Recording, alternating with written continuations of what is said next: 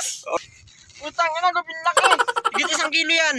Higit 1 kilo. Guping dinaura. Guping dinaura.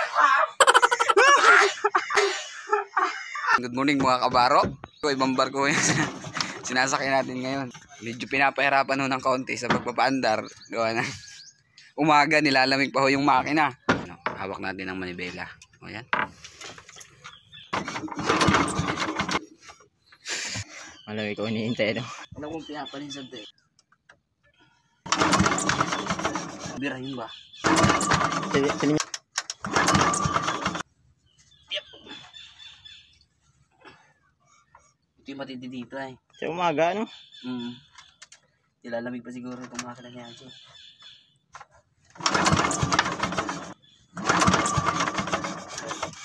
Okay, ano naman? Sige.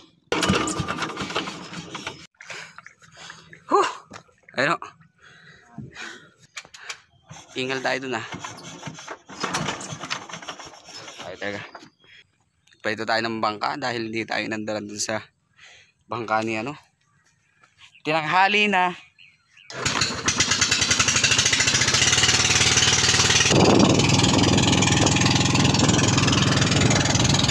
Ayan o, dito lang tayo sa tabi magbabatak.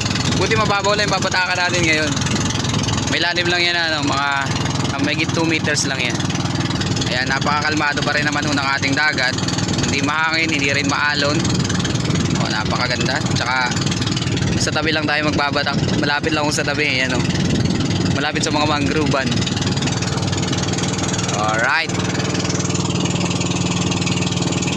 Ayan, malapit na tayo sa buya. Ayos! Ayos! Putang ina, gupin laki. Laki! Laki alimango. Higit 1 kilo yan, King Toy. crab. Higit 1 kilo yan. Higit 1 kilo. Guping dinaura. Ayos! Sige, siguro. Katang siguro. Maganda tayo. Akala ko naman bato. Ayos! Ayos! Tinan nyo. Laki. Ayun oh. Bigla ho akong kinabahan. Alright. Laki oh. Sabi na magdala ka ng panali ay. Ay, biya mo lang. Huwag mo nang takloban. Lalaki yan. Lalaki. Oh. Mamaw. Nakadali na mga mamaw. Baka sipitin. Wag na. Hindi, may initan yan. Basahin mo muna. Asawa yan.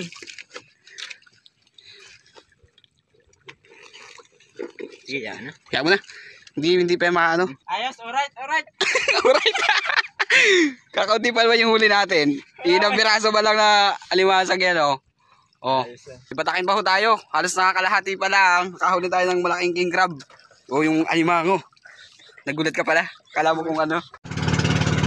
O ayan mga boss. Tapos na tayo magbatak. Alright. Nakahuli tayo ng ano to? King crab. O yung alimango. Ayun siya oh. Laki. Dahil malalaki yung sipit niya. Kaya siguro papasok naman siguro siya sa 1.5. Ayun. Sana mataba. Pero mamaya natin chichigin pagdating ko sa tabi kung mataba talaga yung ating huling alimango. Laki. Sana umabot niyang kalahaji dahil sila Haji pauwi ng bayan. Pagkaabot kalahaji yan, didiretso na ng bayan yan. Di ba? Biyahe na rin nila yan sa bayan. Bayan, doon yung talaga mga expert na nagsasaysing ng mga ganyang mga king crab. Doon sa dati kong pinagtrabaho kabus dito, doon maganda doon. Madaming alimango doon. Wag mo kahatakin, hawakan mo sa ilalim. Yan, saluhin mo. Baka yung sipit ay madali.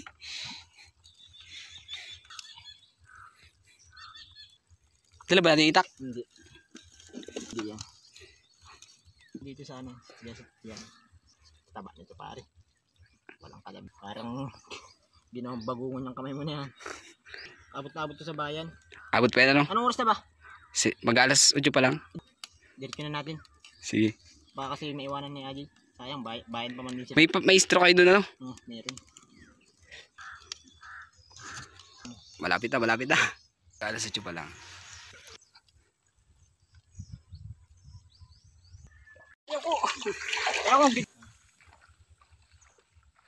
Yan.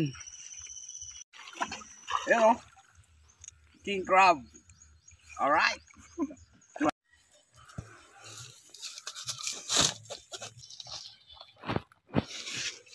Sige.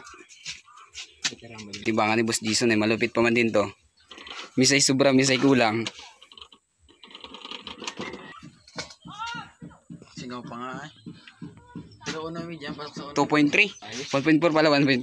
Ano oras tayo doon yan? Alas 8 na. Sasama ka ba sa baba? Di na.